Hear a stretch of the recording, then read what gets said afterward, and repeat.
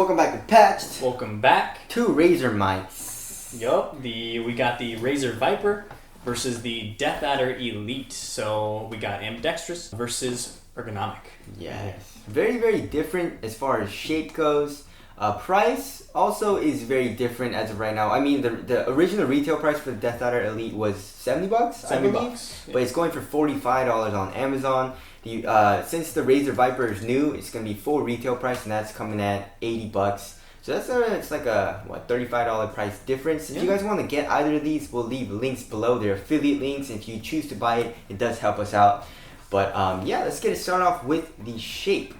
Yeah, so the shape, of course, as I mentioned earlier, ambidextrous on the Razer Viper, and then an ergonomic with the with a fat hump right in the middle, fat arch. Very fat arch. Looking, on the Deathadder. So yeah. it's definitely a lot of personal preference here, because you've got a very heavy ergonomic mouse versus a very, very light, coming in at like 69 grams on the Razer Viper. It's actually a really low profile mouse as well. I can feel the hump, the back of the mouse a little bit, but it's still like not like crazy obtrusive, and it feels a lot better than this thing. So yeah, I can fingertip, but it's really uncomfortable. And for the Viper, I would prefer it. But this guy mainly palm grips, and he likes the Deathadder. Yeah, I do. Since I do a palm grip mainly, I'm like a big fan of like the G Pro wireless. Like if it's an ambidextrous mouse, it has to have like that large arch in the middle in order to make it comfortable for palm gripping. Yes. I can still do a fingertip grip, but it's gonna be slightly more uncomfortable on this just because it's such a large mouse. Yeah. But yeah, for palming, it feels really good. Yeah. For me, I definitely like the Deathadder. Yeah. So both of them are 127 millimeters in length. Yeah. They're the same. Same as far as length goes.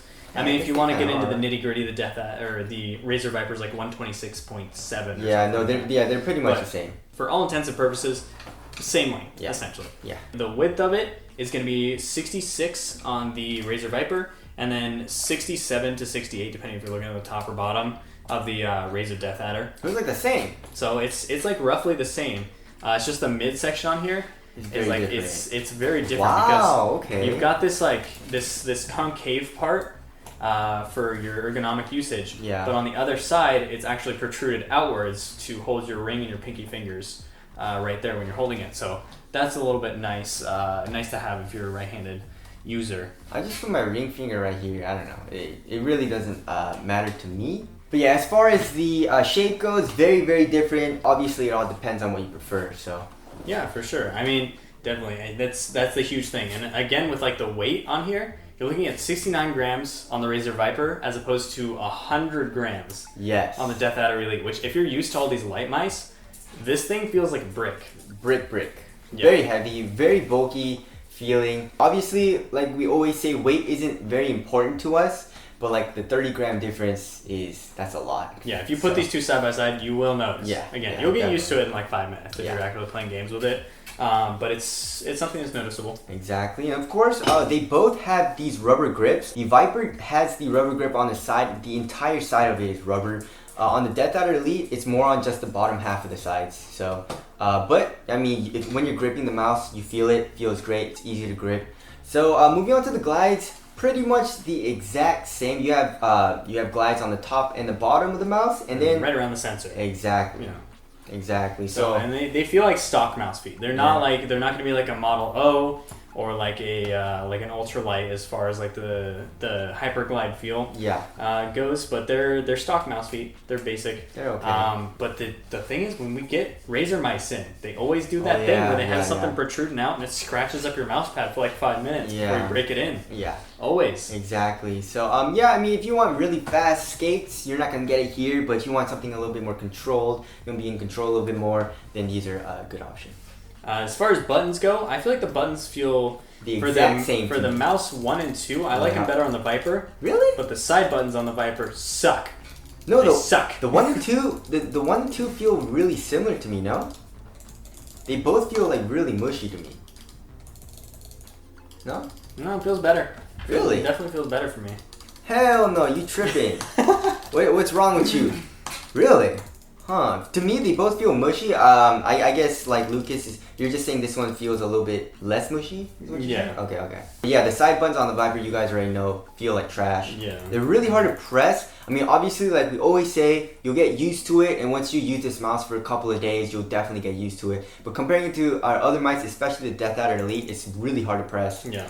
Obviously, for the ergonomic mouse, you only have side buttons on the left side of the mouse, but yeah, a lot larger and a lot easier to press. Also, it protrudes out a little bit more on the Deathadder. The Viper just kind of like stays really flush with the side of the mouse. Yeah. It doesn't protrude out at all. So. That's a huge problem with this mouse that everyone's been talking about is those side buttons.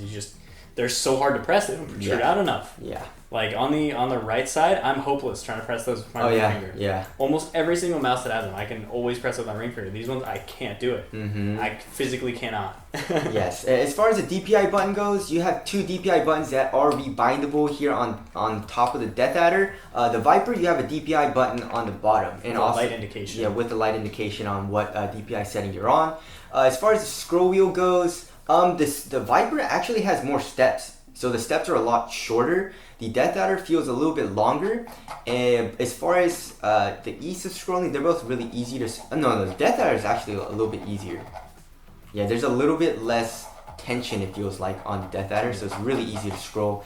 But still on both of these guys, Razer does a good job with their scroll wheels. But it's not a huge factor, of course. We just got to get nitpicky in these guys. As far as the buttons go, I like the Razer Viper outside of the side buttons. Okay, but again, the side buttons are so bad on this that it kills the entire experience, and I would literally prefer the Deathadder just for that. That's true. Like that's the thing for me. Yeah. That's a huge factor. But as far as like the cord goes, so cord is the next one. The cord is a huge step up. Razer Viper is obviously a newer mouse. The Deathadder has been out for quite a while, so we weren't doing these crazy like paracords and extended cords back when the Deathadder Elite came out.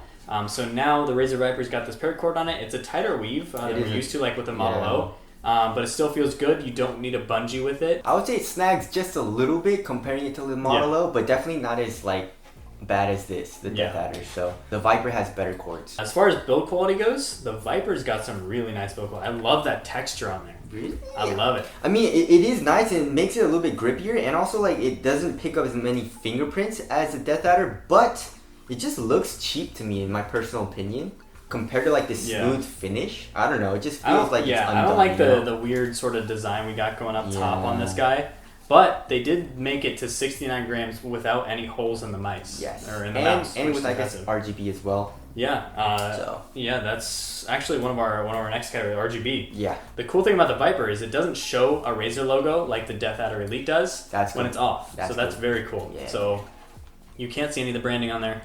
And then the Deathadder Elite will actually have a little bit more. So you can see the logo A, and then it's going to have that RGB scroll wheel, which will be lit up when you turn it on there. Yeah. Honestly, not a huge factor. It's just we all know RGB makes everything faster. And obviously, as far as software goes, we have Razer Synapse.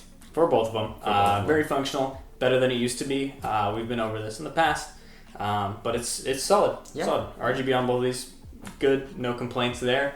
As far as durability goes, we do have something to say about the Viper, though. Oh, yeah. The first one we received, the right click gave out on us after, it was like a day or two? No, like 2 weeks. It was like 2 weeks? Yeah. After around 2 weeks, the right click kind of stopped working. It didn't stop working, but like it didn't have a click to it. So like you can click it, but there was no click.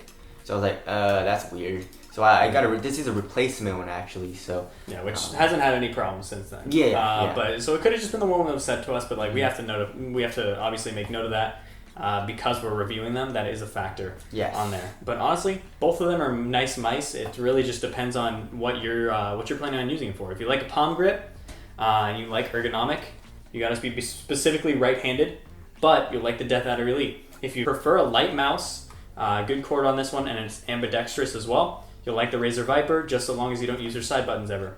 I feel like also you can palm this just as easily. You know, obviously it's not as comfortable as this, but you can also palm it. So I feel like the Viper is a little bit more versatile in that regard. So because of that, I would say the Viper, I would recommend it to you guys a little bit more. But I don't like either of these mice that much. So just ask this guy, what do you like better? I like the Deathadder. Okay. I would totally go with the Deathadder. Okay. I would daily drive this. Okay. For sure. I love the Deathadder. The Razer Viper, honestly, if the side buttons just protruded out more and they weren't so problematic, I would totally use the Razer Viper. It would so be a viable mouse. But obviously, there are some games and there are some people that just don't even use the side buttons. So, yeah, so if that's not a factor for you, this is a really good mouse. Yes. I would definitely use it if it weren't for those side buttons on it. Yes. But anyways, that wraps it up for this one. Let us know what you think in the comments between these two beasts. I mean, these are two very popular mice, so let us know. And then we'll see you guys in the next one. Peace.